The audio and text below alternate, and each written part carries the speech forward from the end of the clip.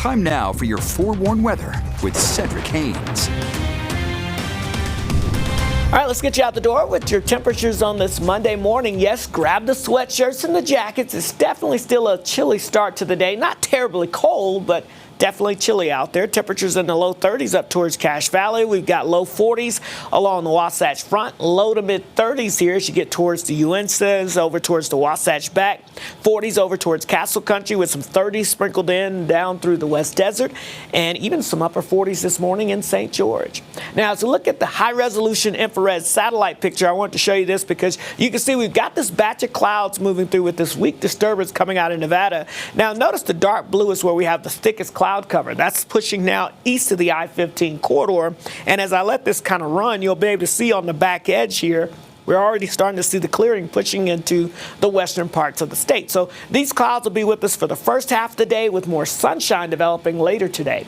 Upper 60s to near 70 across northern Utah, 60s and 70s as you get down towards central Utah, and we'll be near 80 as you get towards St. George.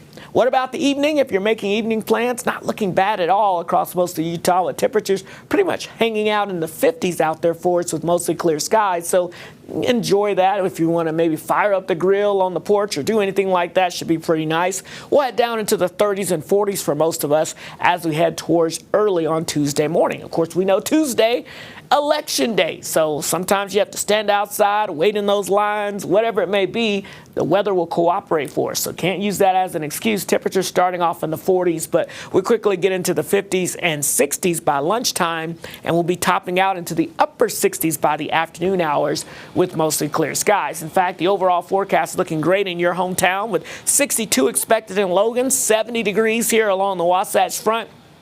Temperatures in the 60s from the Uintas over towards Castle Country, low 70s around Moab, and should be approaching 80 degrees once again in St. George. All right, let's talk about our next weather maker because it's not going to be moving our way today with lots of sunshine. This system will stay well to our north. The next system is the one we're watching. Now, it's got a lot of rain with it along the west coast. It'll increase the winds by Wednesday, and I think the front moves in Wednesday night into Thursday morning, but don't get too excited about measurable rainfall.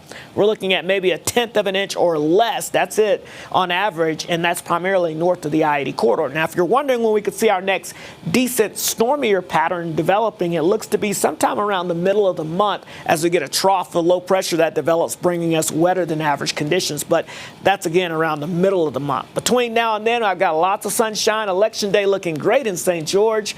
And then we drop it down into the low 70s by the end of the week. But overall, lots of sunshine and nice weather. The Wasatch Front will be in the upper 60s to low 70s for us as we go throughout Election Day and Wednesday.